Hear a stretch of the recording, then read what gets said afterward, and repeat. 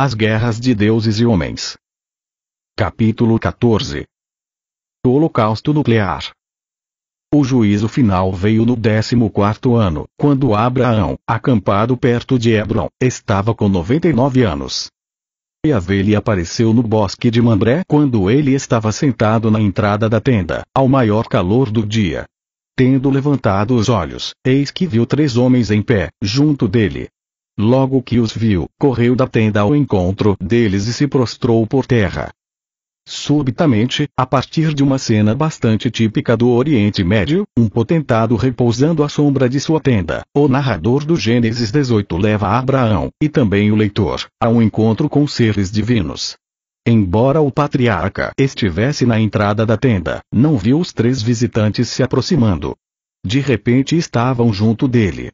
E, apesar de serem homens, Abraão imediatamente reconheceu suas verdadeiras identidades e prostrou-se diante deles, chamando-os de meus senhores e pedindo-lhes que não se fossem antes que ele tivesse a oportunidade de mandar preparar para eles uma suntuosa refeição. Depois que os visitantes comeram e repousaram, o líder perguntou a Abraão sobre o paradeiro de Sara e então disse: "Voltarei a ti no próximo ano. Então tua mulher Sara terá um filho." Mas aquela visita não tinha como propósito apenas prometer a Abraão e Sara, já muito idosos, o nascimento de um herdeiro legítimo. Havia um objetivo mais agourento nela.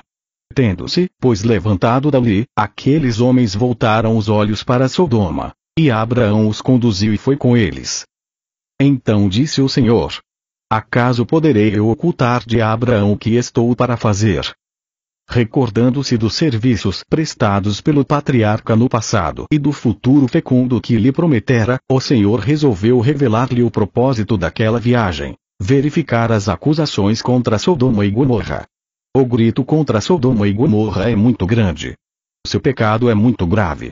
Por isso ele decidira ver em louco o que estava acontecendo. "Vou descer e ver se eles fizeram ou não tudo o que indica o grito que, contra eles, subiu até mim.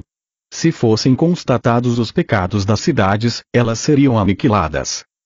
A subsequente destruição de Sodoma e Gomorra tornou-se um dos episódios bíblicos mais retratados e descritos em sermões. Os ortodoxos e fundamentalistas acreditam piamente que Deus literalmente fez derramar fogo e enxofre dos céus para varrer as cidades pecadoras da face da terra.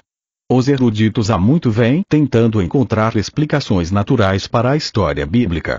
Teria sido um terremoto, uma erupção vulcânica, um fenômeno da natureza, que foi interpretado como um ato de Deus, um castigo. Mas, pelo que diz a narrativa bíblica, e até agora ela é a única fonte para todas as interpretações, o evento não foi uma calamidade natural. Ele é descrito como um feito premeditado. O Senhor revelou antecipadamente a Abraão o que ia acontecer. Ele era evitável, portanto não um desastre causado por forças naturais irreversíveis, pois só aconteceria se o grito contra Sodoma e Gomorra fosse confirmado. E, como veremos adiante, ele era adiável, ou seja, poderia acontecer mais cedo ou mais tarde, dependendo da vontade do Senhor. Dando-se conta da possibilidade de evitar a calamidade, Abraão tentou argumentar: "Talvez haja 50 justos na cidade. Destruirás e não perdoarás a cidade pelos 50 justos que estão em seu seio." E rapidamente acrescentou: "Longe de ti fazeres tal coisa, fazer morrer o justo com o pecador, longe de ti. Não fará justiça ao juiz de toda a terra." Um mortal fazendo um sermão a uma divindade. E a súplica era para evitar a destruição premeditada, se houvesse pelo menos 50 pessoas virtuosas nas cidades. Mas nem bem o Senhor concordou em poupar Sodoma e Gomorra, caso nelas fossem encontradas essas 50 pessoas. Abraão, que talvez tenha escolhido o número 50 ciente de que ele tinha um significado especial para o Senhor, imaginou em voz alta se Yahvé ainda destruiria as cidades se faltassem apenas 5 para completar esse número.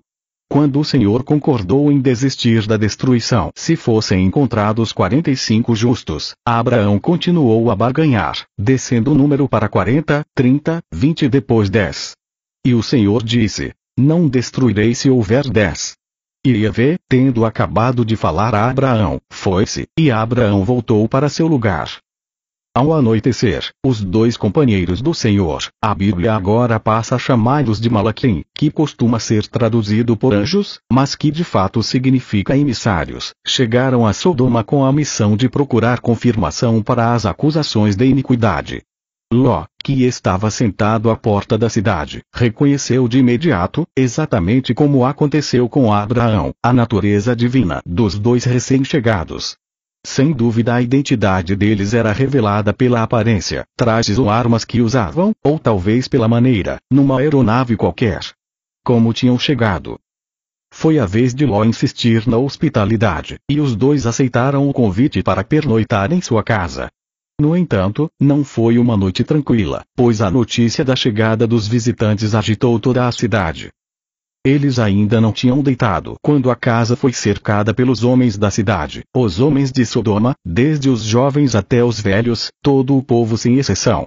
Chamaram Ló e lhe disseram: onde estão os homens que vieram para a tua casa esta noite? Traze-os, para que deles abusemos. Quando Ló se recusou a atender à ordem, os homens tentaram invadir sua casa, mas os dois malaquinhos feriram de cegueira, do menor até o maior, de modo que não conseguiram encontrar a entrada. Percebendo que de todos os moradores da cidade só Ló era justo, os dois emissários deram por terminada a investigação. O destino da cidade estava selado. Os homens disseram a Ló: quem mais tens aqui além de ti? Teus filhos, tuas filhas, todos os teus que estão na cidade, faze-o sair deste lugar, porque vamos destruí-lo. Ló apressou-se a avisar seus futuros genros, mas só encontrou descrença e gracejos. Assim, ao raiar da aurora, quando os emissários insistiram para que Ló fugisse sem demora, ele partiu levando consigo apenas a mulher e as duas filhas solteiras. E como Ló hesitasse, os homens o tomaram pela mão, bem como sua mulher e suas duas filhas, pela piedade que Yahvé tinha por ele. Eles o fizeram sair e o deixaram fora da cidade. Tendo retirado a família por via aérea, os emissários deixaram os quatro longe da cidade e avisaram Ló para que fugisse para as montanhas. Salva-te pela tua vida. Não olhes para trás de ti nem te detenhas em nenhum lugar da planície. Foge para a montanha para não pereceres, explicaram. Mas Ló, temeroso de não conseguir atingir as montanhas a tempo sem que me atinja o mal e eu venha a morrer, sugeriu: a destruição de Sodoma não poderia ser adiada até ele chegar à cidade de Segor. Concordando com a ideia, os emissários pediram-lhe que se apressasse. Depressa, refugia-te lá, porque nada podemos fazer enquanto não tiveres chegado lá. Portanto, a calamidade não somente era previsível e evitável, como também podia ser adiada. E mais, podia afligir uma cidade e não outra, bastante próxima. Nenhuma catástrofe natural se ajusta a esses parâmetros.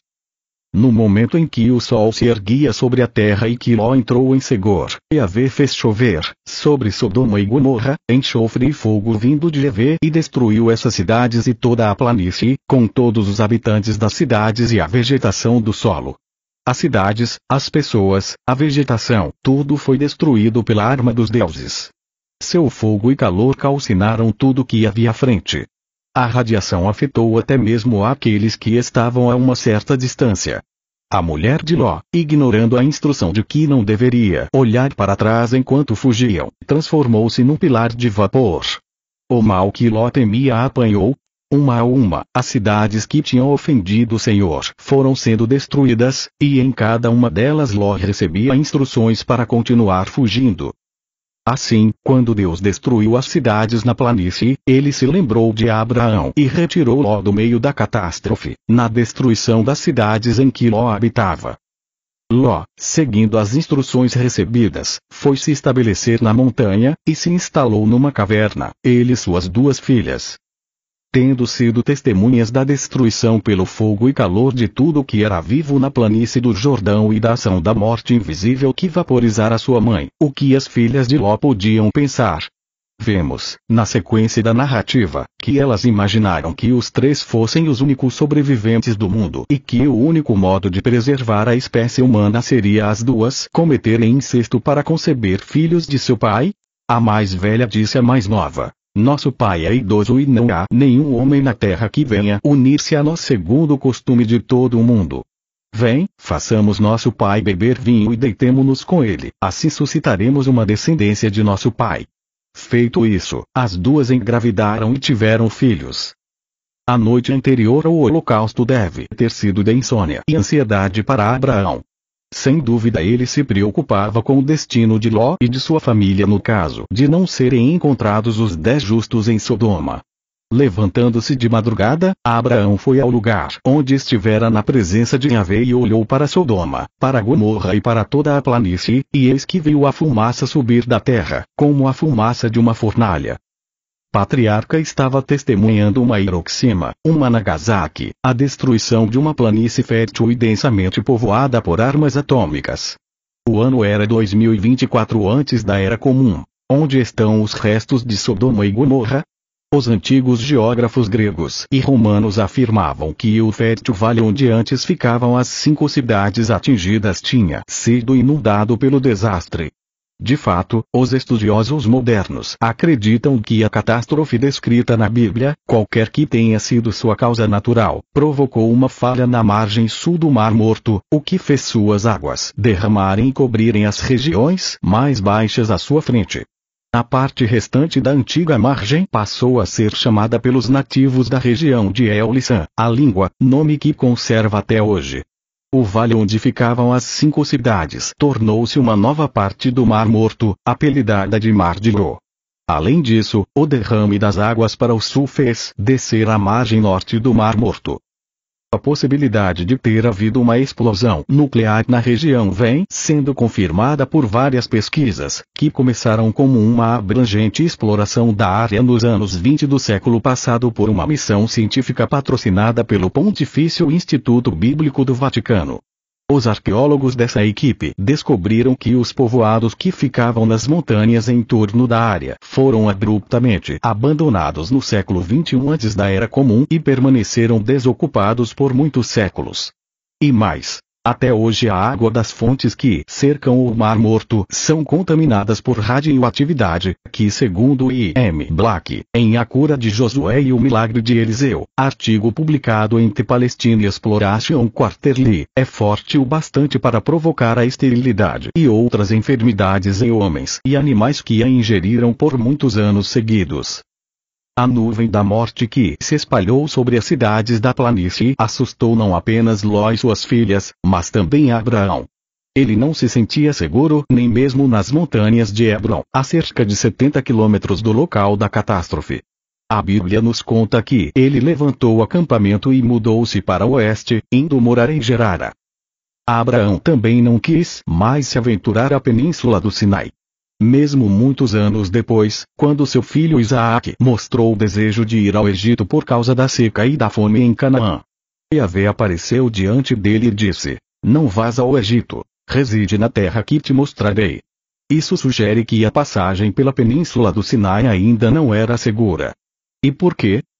Cremos que a destruição das cidades da planície foi só um espetáculo secundário. Nessa mesma ocasião houve a destruição do espaçoporto na península do Sinai e a explosão deixou uma radiação mortal que permaneceu ali por muitos séculos. O principal alvo do ataque nuclear foi a península do Sinai. Mas a verdadeira vítima, no final de tudo, foi a Suméria.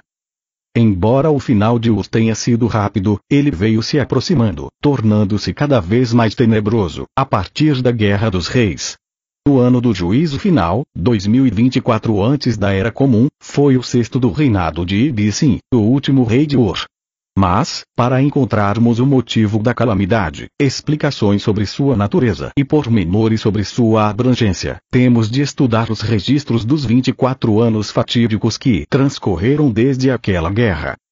Tendo falhado em sua missão e sido 2 vezes humilhados pelas forças de Abraão, uma vez em Cades Barne, depois perto de Damasco, os reis que pretendiam invadir Canaã foram prontamente retirados de seus tronos. Em Ur, Amar-Sin foi sucedido por seu irmão, Shu-Sin. A grande coalizão não existia mais, e os antigos aliados agora estavam começando a se apoderar de partes do antigo império de Amar-Sin. Embora Nanar/Singh e Nana também tivessem ficado desacreditados com o fracasso da investida dos reis, eles foram os primeiros deuses a receber a lealdade de Shu-Sin. Segundo as inscrições desse rei, foi Nanar que chamou seu nome para torná-lo soberano de Ur. Shu-Sin também chamava a si mesmo de amado de Nana e afirmava que a deusa em pessoa o apresentara a Nanar. Shu-Sin também se vangloriava de que a santa Inanna, a com extraordinárias qualidades, a primeira filha de Sin, lhe dera armas com as quais combateria os países inimigos desobedientes. Todavia, tudo isso foi suficiente para manter coeso o Império Sumério, e Shu-Sin achou prudente solicitar o auxílio de deuses maiores. A julgar pelos formulários de datas, inscrições anuais com objetivos sociais e comerciais, em que cada ano de um reinado era designado pela principal realização do rei naquele período, no seu segundo ano Shu-Sin tentou obter a graça de Enlil construindo para ele um barco sem igual, capaz de navegar em mar alto e até atingir o mundo inferior. O terceiro ano também foi de preocupação com o alinhamento pro-Enki, pois isso talvez resultasse na pacificação dos seguidores de Marduk e Nabu. Não se sabe no que deram essas tentativas de troca de fidelidade, mas tudo indica que elas foram em vão, pois o quarto e o quinto anos foram marcados pela construção de uma grande muralha na fronteira ocidental da Mesopotâmia, com o fim específico de conter as incursões dos ocidentais seguidores de Marduk. Com o crescimento das pressões vindas do oeste, Shu-Sin procurou se aproximar dos grandes deuses de Nippur, pedindo perdão e salvação. Os formulários de dados, confirmados pelas escavações mais modernas, revelam que o rei iniciou uma maciça reconstrução do recinto sagrado de Nippur numa escala sem precedentes desde a era de Ur-Nammu. As obras culminaram com a colocação de uma estela em honra de Enlil e Nilil. O rei desejava desesperadamente ser aceito pelo casal divino, mas só Enlil, a consorte de Enlil, deu ouvidos à sua súplica. Compadecendo-se de Shu-Sin e desejando prolongar o bem-estar do rei para ampliar o tempo de sua coroa, deu-lhe uma arma cujo brilho aniquila, cujo assustador relâmpago atinge o céu. Um texto de Shu-Sin catalogado como coleção B sugere que, em seus esforços para restabelecer antigos vínculos com Nippur, o rei pode ter tentado uma reconciliação com os nipurianos que tinha deixado Ur, tal como a família de Tera, depois da morte de Ur-Nammu.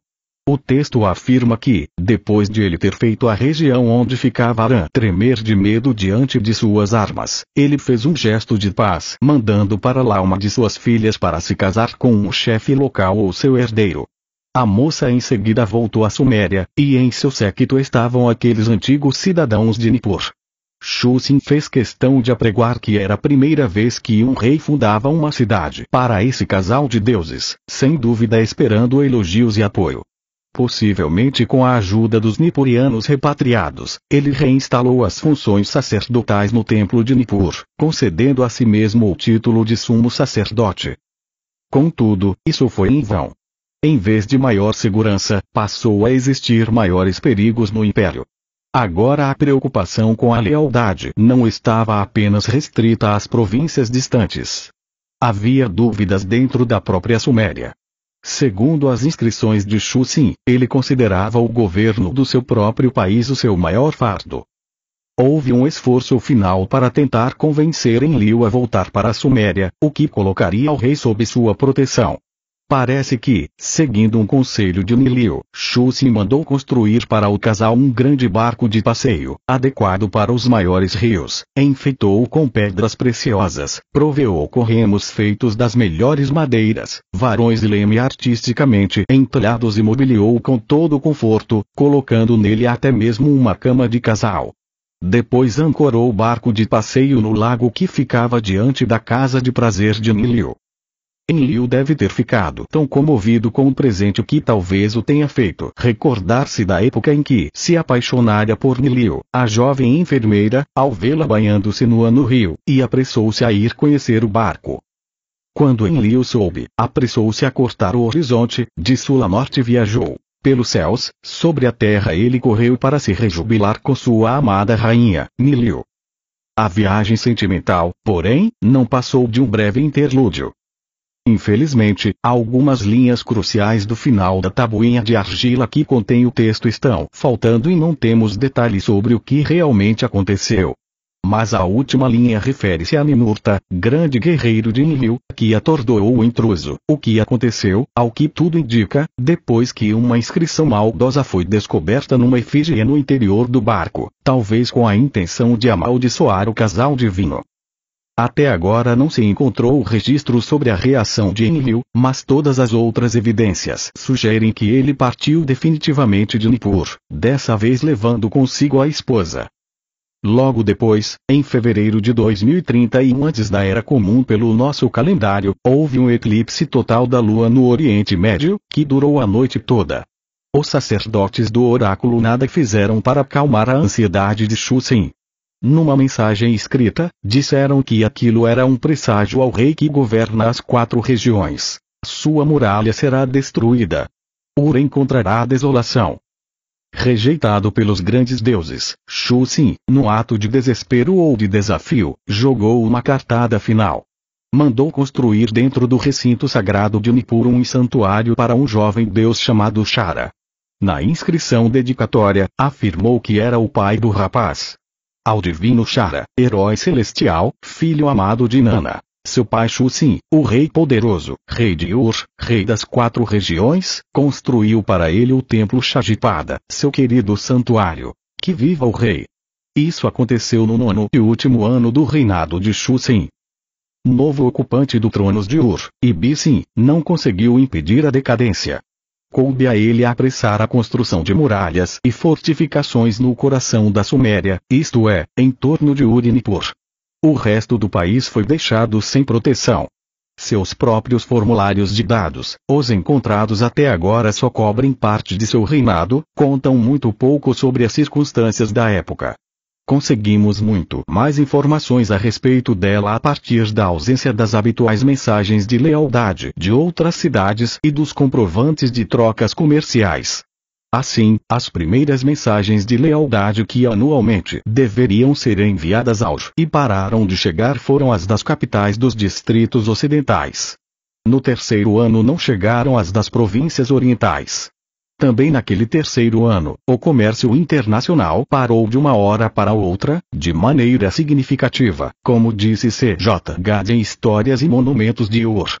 Em Dre, perto de Nippur, onde ficava o posto de coleta de impostos sobre bens e gado que eram comercializados e onde, durante toda a dinastia, foi mantida uma minuciosa contabilidade, os arqueólogos encontraram milhares de plaquinhas de argila intactas contendo essas cifras, mostrando que a contabilidade parou no terceiro ano do reinado de Ibisen.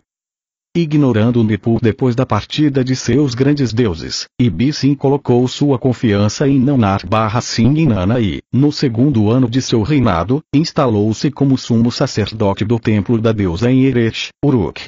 Repetidamente ele pediu auxílio e orientação, mas só ouvia presságios de destruição. No 4º ano de seu reinado foi informado: o filho se erguerá no oeste, é um presságio para Ibisen. Ur será julgada. No 5º ano Ibisen tentou conseguir mais força, tornando-se sumo sacerdote de Inanna no santuário da deusa em Ur, mas isso também de nada adiantou. Naquele ano outras cidades da Suméria deixaram de enviar mensagens de lealdade e também foi o último em que essas cidades mandaram os animais sacrificiais para o templo de Inanna e Ur. Portanto, a autoridade central de Ur, seus deuses e seu zigurate templo já não eram reconhecidos. No início do 6º ano os presságios sobre a destruição foram se tomando mais urgentes e específicos. Quando vier o 6º ano, os habitantes de Ur ficarão presos numa armadilha, dizia um deles. A calamidade profetizada viria, afirmava um outro, quando, pela segunda vez, aquele que chama a si mesmo de Supremo, como alguém cujo peito tenha sido ungido, virá do Ocidente. Naquele mesmo ano, como revelam as mensagens vindas da fronteira, ocidentais hostis entraram na planície da Mesopotâmia. Sem encontrar resistência, eles rapidamente penetraram no interior, capturando as fortalezas uma após a outra. A Ibisen só restava o enclave constituído por Ur e Nippur, mas antes do final do fatídico 6º ano pararam de chegar abruptamente também as inscrições nippurianas honrando o rei de Ur. o inimigo da cidade e de seus deuses, aquele que chama a si mesmo de Supremo, atingira o coração da Suméria. Marduk, como fora pressagiado, voltara à Babilônia pela segunda vez. Os 24 anos fatídicos, compreendendo a partida de Abraão de Harã, a substituição de Shurgi no trono e o exílio de Marduk entre os hititas, resultaram naquele ano do juízo final, 2024 antes da Era Comum e agora, depois de termos examinado as histórias separadas, porém interligadas, de Abraão e dos infortúnios de Ur e seus últimos 3 reis, seguiremos os passos de Marduk. A tabuinha de argila que conta a autobiografia de Marduk, da qual já foi citada um trecho anteriormente, prossegue contando sobre a volta do deus à Babilônia depois de 24 anos de estada no país dos Ati. No país dos Ati perguntei a um oráculo sobre meu trono e minha soberania. Entre eles perguntei: até quando ficarei? Por 24 anos, entre eles, me aninhei. No 14º ano, Marduk recebeu um presságio favorável e foi para a Babilônia. A tabuinha está muito danificada nessa parte, mas é possível entender o texto. Meus dias de exílio estavam terminados. Para minha cidade me dirigi. Para meu templo, Esagila, que é como um monte, reconstituir, minha eterna morada estabelecer. Ergui os calcanhares para ir à Babilônia, através de terras voltei à minha cidade, para seu futuro, bem-estar estabelecer, para um rei na Babilônia colocar na casa de minha aliança, no Esagila que é como um monte, por ano criado. Dentro do Esagila, uma plataforma a erguer. Em minha cidade. Alegria. Em seguida o texto dá uma lista das cidades pelas quais Marduk passou a caminho da Babilônia. Essa parte da tabuinha também está bastante quebrada, mas os poucos nomes legíveis indicam que a rota da Ásia Menor até a Mesopotâmia o levou, primeiro, a passar por Ama, Amat na Bíblia, e depois por Mari. Então ele de fato chegou à Mesopotâmia vindo do Ocidente, como tinha predito os oráculos. E ele estava acompanhado de partidários amoritas, os ocidentais. Conta Marduk em sua autobiografia que seu desejo era trazer a paz e a prosperidade, expulsar o mal e o azar, trazer amor maternal à humanidade. Porém, nada disso aconteceu. Um adversário despejou sua ira contra a Babilônia. O nome desse deus inimigo aparece logo depois no início de uma nova coluna do texto, mas dele só resta a primeira sílaba. Divino Nin. Só pode ser Ninurta. Esse texto pouco nos esclarece sobre as ações desse adversário, pois todos os versos seguintes estão numa parte muito quebrada da tabuinha, impossibilitando a compreensão da inscrição. No entanto, podemos captar mais alguma coisa lendo a terceira plaquinha dos textos de Chedorlaomer. Apesar de ser um tanto enigmática, essa inscrição pinta um quadro de tumulto total, com deuses inimigos marchando uns contra os outros à frente de suas tropas humanas. Os amoritas de Marduk caíram sobre o vale do Eufrates, ameaçando Nippur, e Ninurta organizou as forças dos elamitas para enfrentá-los. À medida que lemos e relemos os registros dessas épocas difíceis, vamos descobrindo que acusar falsamente um inimigo de cometer atrocidades não é algo típico do mundo moderno. O texto babilônico, e temos de ter sempre em mente que ele foi escrito por um adorador de Marduk, atribuiu às tropas elamitas a profanação de templos, inclusive dos santuários de Ishtar e Shamash, e acusa a Ninurta de culpar mentirosamente os seguidores de Marduk pela profanação do Santo dos Santos de Enlil em Nippur com o objetivo de instigar Enlil a se posicionar contra Marduk e seu filho Nabu. Segundo o texto, o saque de Nippur e a profanação do Ekur aconteceram quando os dois exércitos se enfrentaram naquela cidade. Ninurta acusou os seguidores de Marduk pelo sacrilégio, mas o verdadeiro autor do feito foi Nergal. A crônica babilônica não oferece maiores explicações para o aparecimento de Nergal/Erra, um irmão de Marduk, como aliado de Ninurta. Mas nos textos de Chedorlaomer ele é especificamente acusado de profanar o Ekur.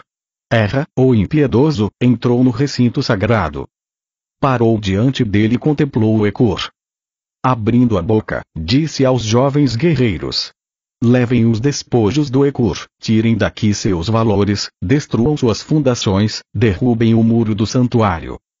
Quando Enlil soube que seu templo fora destruído, que no Santo dos Santos o véu fora rasgado, apressou-se a ir a Nippur.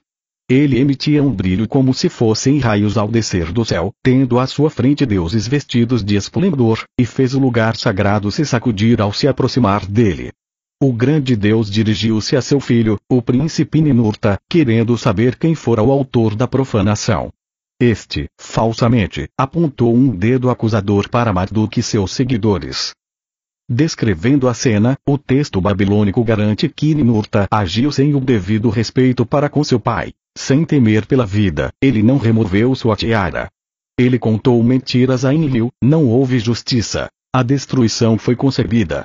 Segundo o cronista, agindo dessa forma Ninurta fez com que Enlil causasse mal à Babilônia. Além dos males contra Marduk e sua cidade, foi também planejado um ataque contra Nabu, o filho de Marduk, e seu templo, o Esida, situado em Borsippa. Mas Nabu conseguiu fugir para o oeste, onde procurou abrigo nas cidades perto do Mediterrâneo que lhe eram fiéis. Do Esida, Nabu, querendo liderar todas as suas cidades, voltou seus passos para o grande mar. Os versos do texto babilônico que vem em seguida fazem um paralelo exato com a história bíblica da destruição de Sodoma e Gomorra. Mas quando o filho de Marduk estava na terra do litoral, aquele malvado vento erra com calor a planície calcinou. Esses versos e a descrição bíblica da destruição com fogo e enxofre têm uma fonte comum. Segundo a Bíblia, por exemplo, Deuteronômio 29, 22, 27, a iniquidade das cidades da planície do Jordão foi elas terem abandonado a aliança com Yahvé, terem ido servir a outros deuses. Pelo texto babilônico ficamos sabendo que o grito contra elas era a acusação de terem tomado partido de Marduk e Nabu. Mas, enquanto a narrativa bíblica para por aí, o texto babilônico nos oferece importantes detalhes. As cidades cananeias foram atacadas não somente para eliminar Nabu, que nelas procuraram abrigo. Todavia, essa segunda meta não foi atingida, porque Nabu conseguiu fugir para uma ilha no Mediterrâneo, cujos habitantes o aceitaram prontamente, apesar de ele não ser um deus. Ele no grande mar entrou, sentou-se num trono que não era seu, porque o Esida, sua legítima morada, fora arrasado. Quadro pintado a partir dos textos bíblicos e babilônicos fica mais claro com a leitura do épico de Erra. Composto a partir de fragmentos encontrados na biblioteca de Assurbanipal, esse texto assírio foi tomando forma e sendo mais bem compreendido à medida que outras versões fragmentadas iam sendo descobertas em diferentes sítios arqueológicos. Hoje sabe-se que ele foi escrito em 5 tabuinhas de argila, e do texto total só faltam algumas poucas linhas.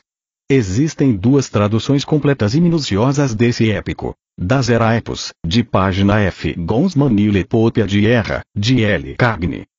Épico de Erra não apenas explica a natureza e as causas do conflito que redundou no uso da arma máxima contra cidades habitadas, com a intenção de aniquilar um deus que nelas se escondia, como também deixa claro que essa medida extrema não foi tomada de maneira apressada e irresponsável.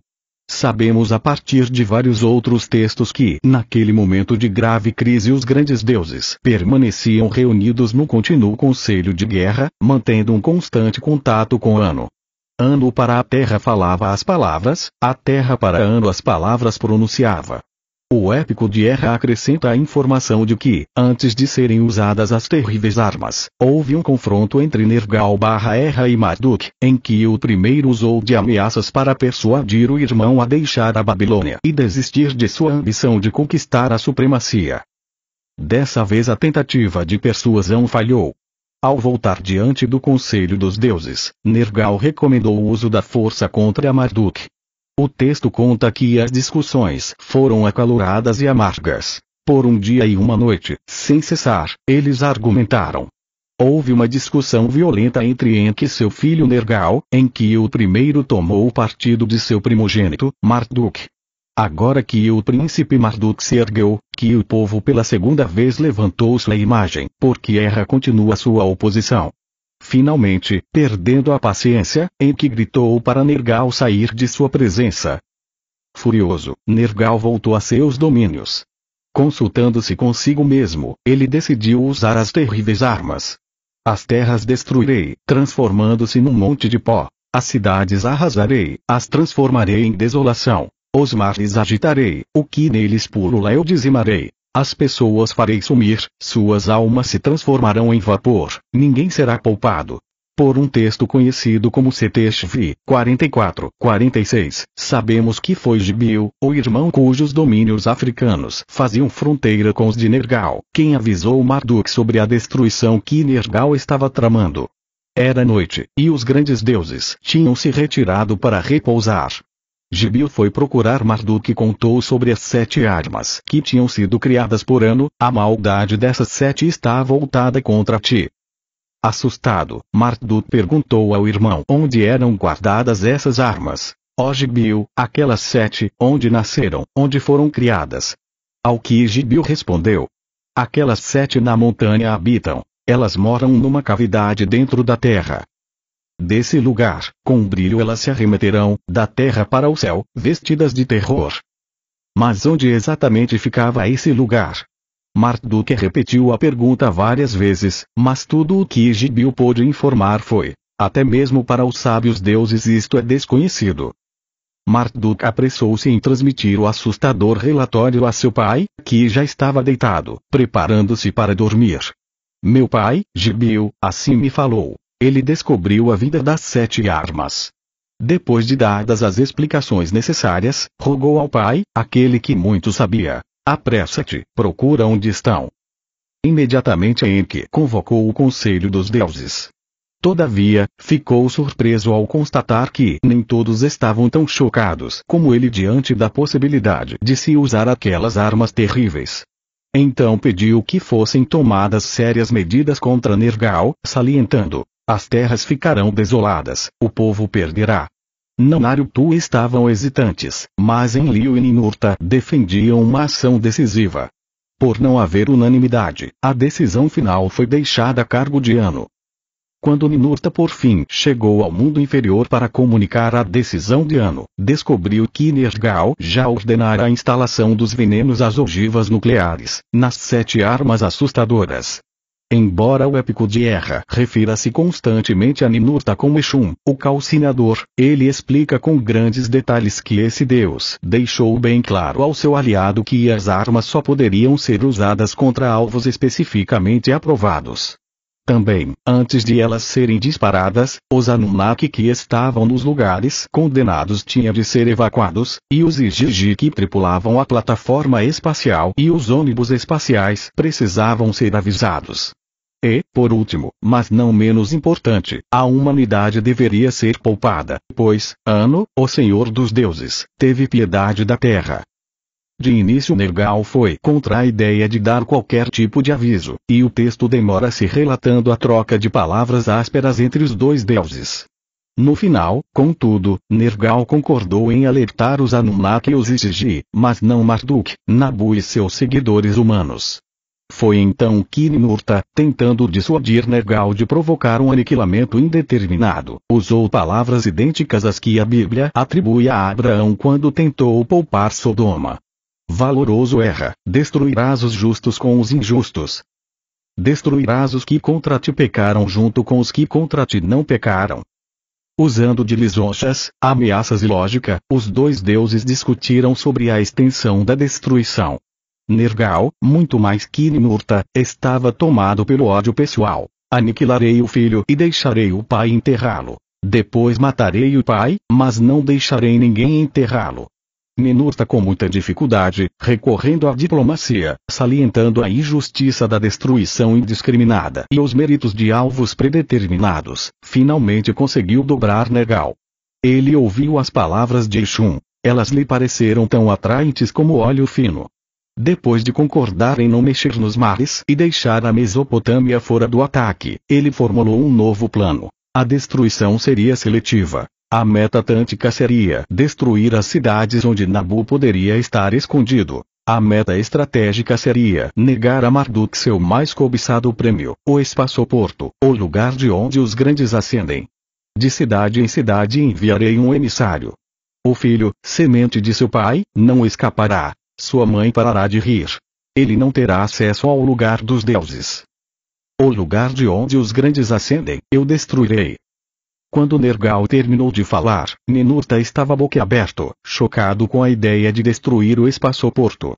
Mas, como afirmam outros textos, Enlil aprovou o plano assim que ele lhe foi comunicado. Sem perder tempo, Nergal pediu a Ninurta para eles iniciarem rapidamente a ação.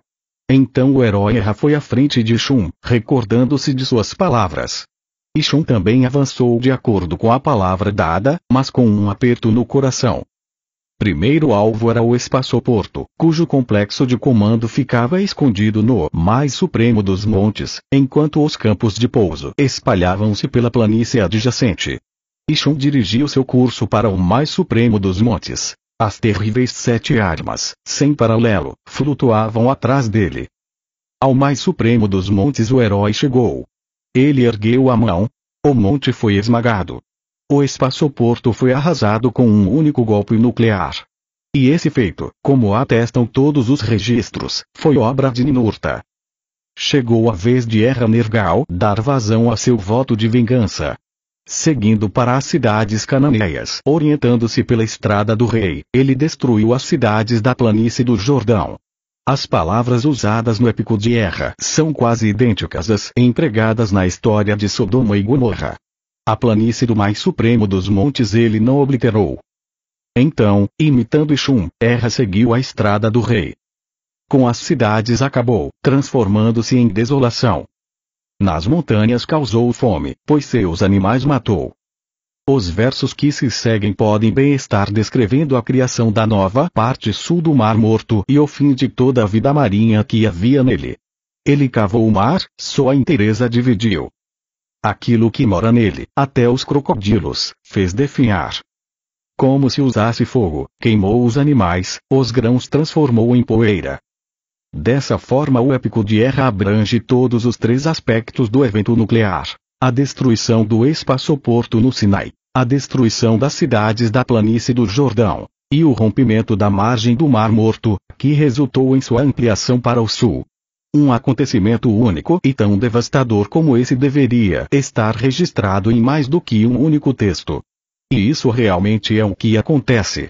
Existem outras crônicas descrevendo ou recordando a catástrofe nuclear. E um desses textos, catalogado como K5001, e publicado na edição de Oxford de Textos Cuneiformes, volume 6, é de especial valor, pois está escrito em sumério, e cada linha vem acompanhada de uma tradução para o acadiano. Isso mostra que, sem dúvida, ele é uma das primeiras crônicas sobre o assunto e deve ter sido uma das fontes para a narrativa bíblica. Dirigido a um Deus cuja identidade não fica clara, devido às falhas na tabuinha, ele diz: Senhor, portador do calcinador, que queimou o adversário, que obliterou a terra desobediente, que definhou a vida dos seguidores da má palavra, que fez chover pedra e fogo sobre os adversários. A fuga dos Anunnaki que guardavam o espaçoporto, alertados para o perigo iminente, está lembrada no texto babilônico em que um rei fala de eventos acontecidos no reinado de um monarca anterior. Naquela época, no reinado de um monarca anterior, as condições mudaram. O bem partiu, o sofrimento era habitual. O Senhor enfureceu-se e concebeu a ira. Ele deu a ordem. Os deuses daquele lugar o abandonaram. Os 2, decididos a cometer o mal, fizeram os guardiões se afastar. Os protetores subiram para a cúpula do céu. Os textos de Kodorlaomer, que identificaram Ninurta e Nergal pelos seus epítetos, contam o ocorrido da seguinte maneira. Enlil, entronizado em altura, estava consumido de raiva. Os devastadores novamente sugeriram um mal. Aquele que calcina com fogo e Shun Ninurta e aquele do vento mau Erra Nergal, juntos, executaram sua maldade. Os 2 fizeram os deuses fugir, fizeram-nos fugir da calcinação. Alvo, o local de onde eles tinham feito os deuses fugir, era o local de lançamento. Aquilo que estava levantando na direção de Anu para lançar eles fizeram definhar, seu rosto fizeram desaparecer, do lugar fizeram desolação. E foi assim que o espaçoporto, a causa de tantas guerras anteriores, foi varrido da face da terra. O monte que abrigava o equipamento foi arrasado, as plataformas de lançamento sumiram, A planície de solo duro, usada como pista, foi liquidada e nela não restou nem mesmo um arbusto. Essa grande instalação jamais seria vista novamente, mas a cicatriz que essa destruição deixou na terra pode ser vista até hoje. É uma vasta cicatriz, tão imensa que só pode ser vista por inteiro do espaço. Por isso sua existência só foi revelada ao mundo recentemente, quando os satélites começaram a fotografar a Terra do espaço. Essa é uma marca para a qual nenhum cientista encontra explicação. Estendendo-se para o norte desse enigmático acidente geográfico está a planície central da Península do Sinai, que em outras eras geológicas era o fundo de um lago. O solo duro e plano é ideal para a aterrissagem de veículos espaciais. Foi uma geografia semelhante que fez a base aérea Edwards, no deserto de Mojave, na Califórnia, ser escolhida para pouso dos ônibus espaciais. Quando estamos em pé na grande planície da Península do Sinai, cujo terreno foi palco de combates entre tanques nas guerras modernas, podemos ver à distância as montanhas que o cercam, dando-lhe a forma oval. O calcário de que elas são constituídas fazem com que elas brilhem muito brancas no horizonte. Porém, na borda da imensa cicatriz existe um forte contraste entre o negro do terreno e a brancura que o cerca. O preto não é uma cor natural da Península do Sinai, porque ali predominam a brancura do calcário e os tons avermelhados do arenito, que podem chegar ao marrom escuro, mas jamais ao preto, pois este só é encontrado na natureza quando existe o basalto, que não ocorre naquela área. No entanto, ali, na parte norte e noroeste da enigmática cicatriz, o solo é preto. Essa cor é provocada por milhares de pedacinhos de rocha enegrecida, que se espalham pela área como se tivessem sido atiradas por uma mão gigantesca. Até hoje, desde que a cicatriz foi fotografada por satélites, não há explicação para ela. Até hoje também não existe explicação para os pedacinhos de rocha enegrecida que cobrem essa área. Não existe justificativa, a não ser para quem lê os versos dos antigos textos e aceita nossa conclusão de que, na época de Abraão, Nergal e Ninurta destruíram completamente o espaçoporto ali situado com armas nucleares. Aquilo que estava levantado na direção de Ano para lançar, eles fizeram definhar. Seu rosto fizeram desaparecer. Do lugar fizeram desolação. Bem distante, a leste, na Suméria propriamente dita, as explosões não foram vistas nem sentidas, mas mesmo assim existem registros dos feitos de Ninurta e Nergal porque tiveram um profundo efeito sobre a região e seu povo. Apesar de todos os esforços de Ninurta em tentar impedir que Nergal ferisse a humanidade, o sofrimento não foi evitado. A explosão nuclear deu origem a uma imensa ventania, que começou como um turbilhão. Uma tempestade, o vento mau, gritou pelos céus. Então esse remoinho começou a se espalhar para leste, empurrado pelos ventos vindos do Mediterrâneo. Logo depois os presságios que previam o fim da Suméria se realizaram. A Suméria propriamente dita tornou-se a grande vítima da catástrofe atômica. A calamidade que caiu sobre a região no final do sexto ano do reinado de Ibis-Sin está descrita em vários textos, as Lamentações, longos poemas que choram a morte da majestosa Auge, e de outros centros da civilização suméria. Como esses textos fazem lembrar muito o livro das Lamentações da Bíblia, que fala da destruição de Jerusalém pelos babilônicos, os primeiros tradutores dos poemas sumérios partiram da hipótese de que a catástrofe mesopotâmica também fora resultado de uma invasão, nesse caso de tropas elamitas e amoritas. De início, quando os arqueólogos encontraram as primeiras tabuinhas com as Lamentações, os estudiosos imaginavam que somente Ur fora destruída. Mas, à medida que mais textos foram sendo descobertos, foi ficando claro que Ur não havia sido a única cidade afetada nem o ponto central da catástrofe. A descoberta de tabuinhas com lista das cidades afetadas demonstrou que a destruição pareceu começar a sudoeste, estendendo-se para o nordeste, abrangendo todo o sul da Mesopotâmia, e que uma catástrofe súbita e geral caiu sobre todas as cidades ao mesmo tempo. A destruição não aconteceu numa vagarosa sucessão, como teria ocorrido se tivesse havido uma invasão progressiva. Estudiosos como Th. Jacobsen, Terrein of Bissin, concluíram que invasores bárbaros não tiveram nada a ver com a terrível calamidade que atingira a Mesopotâmia e considerou essa catástrofe algo muito, muito intrigante. Só o tempo dirá se um dia veremos com plena clareza o que aconteceu naquela época, escreveu Jacobsen. Estou convencido de que a história completa ainda está muito longe de nossa compreensão. Mas o enigma pode ser resolvido, e a história compreendida, quando relacionamos a catástrofe que se abateu sobre a Mesopotâmia com a explosão nuclear na península do Sinai. As Lamentações, notáveis por sua extensão e, no geral, pelo excelente estado de conservação, começam deplorando a súbita partida dos vários deuses de seus recintos sagrados, deixando os templos abandonados ao vento. Em seguida começa uma rica descrição da desolação causada pela calamidade. Os versos seguintes são um exemplo. Fazendo cidades ficarem desoladas, fazendo casas ficarem desoladas, fazendo currais ficarem desolados, os redis vazios. Os bois da Suméria já não ficam em seus estábulos, seus carneiros já não correm nos redis. Em seus rios corre água amarga, nos campos cultivados só nasce mato. Nas estepes só crescem plantas murchas. Nas cidades e aldeias a mãe não cuida de seus filhos, o pai não diz: "Ó minha esposa", a criança não nasce forte, a ama não canta cantigas de ninar, a realeza foi tirada da terra.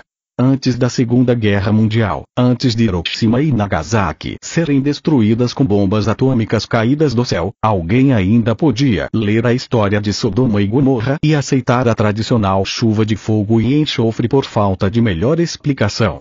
Os primeiros tradutores das Lamentações, que não tinham ideia do que era uma catástrofe nuclear, deram-lhe títulos como a destruição de Ur ou a destruição da Suméria.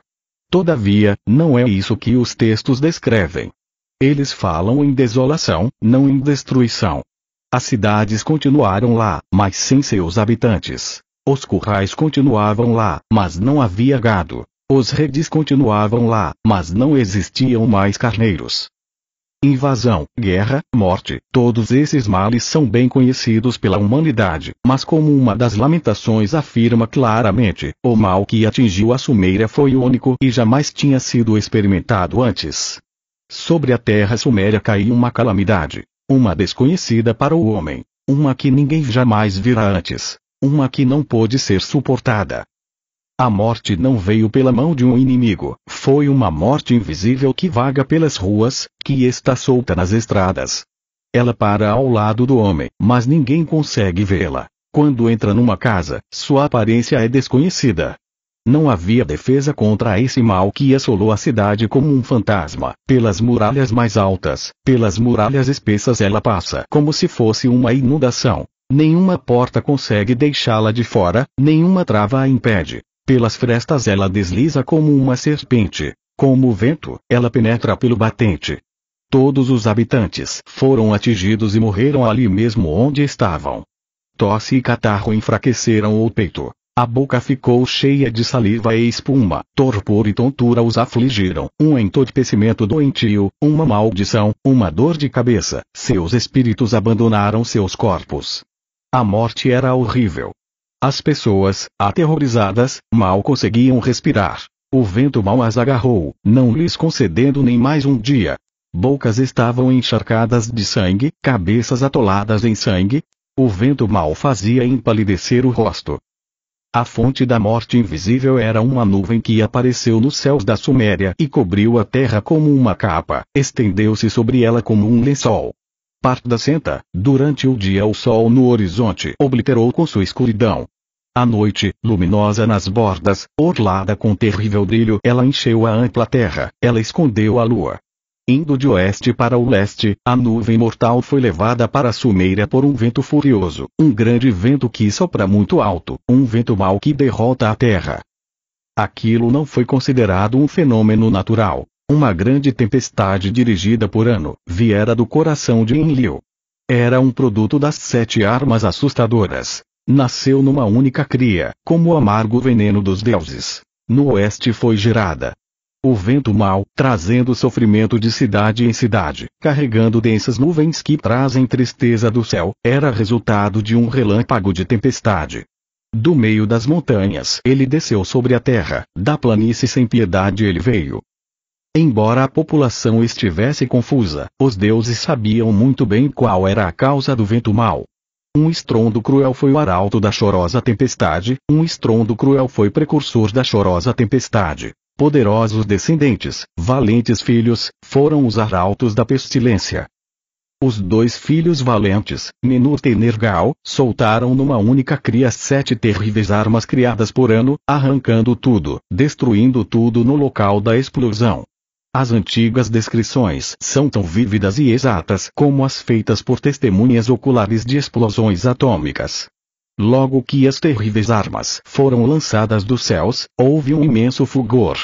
Como conta um texto, elas espalharam raios assustadores na direção dos 4 cantos da terra, calcinando tudo como fogo. Um outro descreve a formação do cogumelo atômico. Uma densa nuvem que traz tristeza subiu aos céus e foi seguida por rajadas de vento, uma tempestade que furiosamente queima os céus. Não um, mas vários textos atestam que o vento mau, que carregava a nuvem da morte, foi causado por gigantescas explosões ocorridas no dia que seria para sempre lembrado. Naquele dia, quando o céu foi esmagado e a terra aniquilada, sua face obliterada pelo remoinho. Quando os céus escureceram, cobertos por uma sombra. As lamentações identificam o local dos assustadores estrondos como sendo no oeste, perto do seio do mar, uma descrição gráfica da curva do litoral do Mediterrâneo na região da península do Sinai, numa planície no meio das montanhas, que passou a ser chamada de lugar impiedoso, mas que antes era o local de onde os deuses ascendiam aos céus. O monte que ficava perto dessa planície, que no épico de Erra tem o nome de um mais supremo, numa das lamentações é chamado de Monte dos Túneis Uivantes, epíteto que nos traz à mente as descrições encontradas nos textos das pirâmides, que contam a viagem dos faraós para outra vida quando eles entravam numa montanha cheia de passagens subterrâneas. Essa viagem está amplamente comentada em A Escada para o Céu, livro em que também identificamos essa montanha como sendo aquela que Gilgamesh encontrou em sua viagem para a Terra dos Foguetes, na península do Sinai. Segundo uma lamentação, a nuvem mortal criada pela explosão do monte foi levada pelos ventos na direção leste, até a fronteira de Anzan, nas montanhas Zagros, afetando toda a Suméria desde Eridu, ao sul, até a Babilônia, mais ao norte. A passagem da morte invisível durou 24 horas. Naquele dia, no único dia, naquela noite, numa única noite, a tempestade, criada no estrondo de um raio, deixou prostrado o povo de Nippur. O lamento de Uruk descreve com detalhes a confusão entre a população e os próprios deuses. Explicando que Anu e Enlil prevaleceram sobre Enki sua consorte, Ninki, ao consentirem no uso das 7 armas, deixa claro que nenhum dos deuses antevia o terrível resultado. Os grandes deuses empalideceram diante de sua grandiosidade ao assistir à explosão, cujos raios gigantescos atingiram o céu e fizeram a terra estremecer até seu âmago.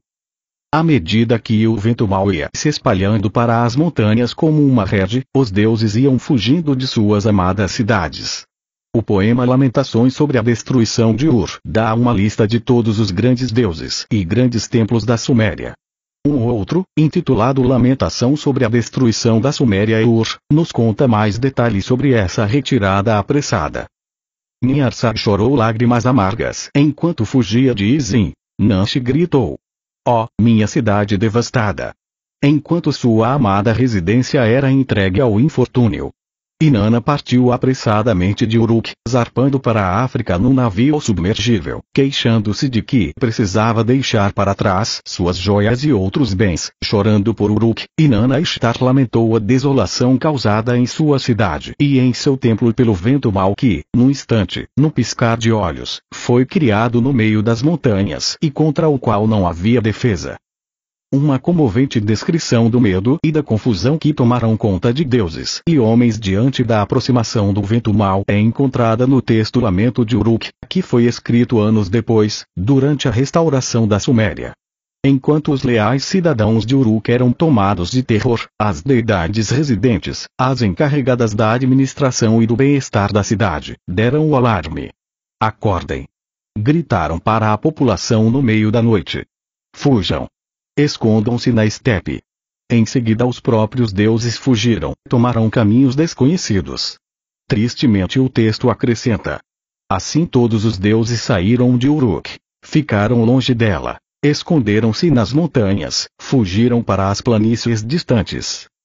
Em Uruk a população, indefesa e sem liderança, ficou entregue ao caos. O pânico caiu sobre Uruk, seu bom senso estava distorcido. Desesperado, o povo invadiu os santuários, quebrando tudo que encontrava lá dentro, perguntando: por que os deuses nos esqueceram? Quem causou tanto sofrimento e lamentação? Mas suas perguntas ficaram sem resposta e, quando o vento mau passou, as pessoas estavam amontoadas em pilhas, o silêncio cobriu Uruk como se fosse uma capa. Como nos conta o lamento de Eridu, Ninki fugiu de sua cidade para procurar abrigo na África. Ninki, sua grande senhora, voando como um pássaro, deixou sua cidade. Enki, porém, só se afastou o suficiente para ficar fora do raio de ação do vento mau. O senhor ficou fora de sua cidade. Pai Enki parou fora da cidade, chorou lágrimas amargas diante do infortúnio de sua cidade ferida. Vários de seus súditos o seguiram, e eles ficaram acampados nos arredores, de onde, por um dia e uma noite, assistiram à tempestade por a mão sobre Eridu. Quando a tempestade passou, Enki foi inspecionar Eridu e encontrou uma cidade afogada em silêncio, os residentes empilhados em montes. Os sobreviventes lamentaram: ó Enki, tua cidade foi amaldiçoada, foi transformada em território desconhecido. Mas embora o vento mau tivesse passado, o lugar continuava inseguro, e Enki ficou fora de sua cidade como se ela fosse uma terra estrangeira. Em seguida, esquecendo-se da casa de Eridu, Enki conduziu os que tinham sido desalojados para o deserto, na direção de uma terra inimiga, onde usou seus conhecimentos científicos para tornar comestível a árvore suja. Marduk, da Babilônia, enviou uma mensagem urgente a seu pai, Enki, enquanto a nuvem da morte se aproximava de sua cidade. O que devo fazer? Enki aconselhou a todos que pudessem para deixar a cidade, mas tomando unicamente a direção norte. Uma das instruções é idêntica dada a Aro. O povo da Babilônia não deveria nem virar nem olhar para trás. Além disso, ninguém deveria levar nenhum tipo de comida e bebida, pois poderiam estar tocadas pelo fantasma. Se a fuga fosse impossível, deveriam procurar um abrigo subterrâneo. Sigam para uma câmara abaixo da terra, penetrem numa escuridão, até o vento mau passar. O vagaroso avanço da tempestade enganou alguns deuses, que pagaram caro por seu atraso na fuga. Em Lagash, Balu, a consorte de Ninurta, hesitava em fugir de sua amada cidade. Mãe Balu chorava amargamente por seu templo. A demora quase custou-lhe a vida. Naquele dia, a tempestade a apanhou. Balu, como se fosse mortal, a tempestade a apanhou, pelas lamentações em relação ao uma das quais composta pela própria deusa Ningal, sabemos que ela e Nannar-Sim recusaram-se a acreditar que o fim da cidade fosse inexorável. Nannar fez um longo e emocionado apelo a seu pai, Enlil, procurando algum meio de evitar a calamidade. Mas Enlil respondeu que o destino não poderia ser mudado. A Ur foi concedida a realeza. Não lhe foi concedido um reino eterno. Desde os dias de antanho, quando a Suméria foi fundada, até o presente, quando o povo se multiplicou, quem já viu uma realeza de um reino eterno? Enquanto o apelo era feito, diz o poema de Ningal, a tempestade avançava, seu rugido cobria tudo. O vento mau chegou a Ur durante o dia. Embora eu ainda trema por aquele dia, do fedor daquele dia não fugimos.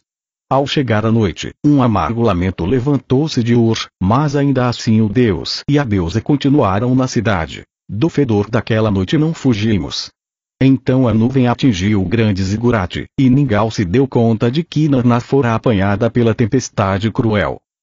Casal passou uma noite de pesadelo, que Ningal jurou jamais esquecer, escondidos na casa do cupim uma câmara subterrânea, no interior do Zigurate.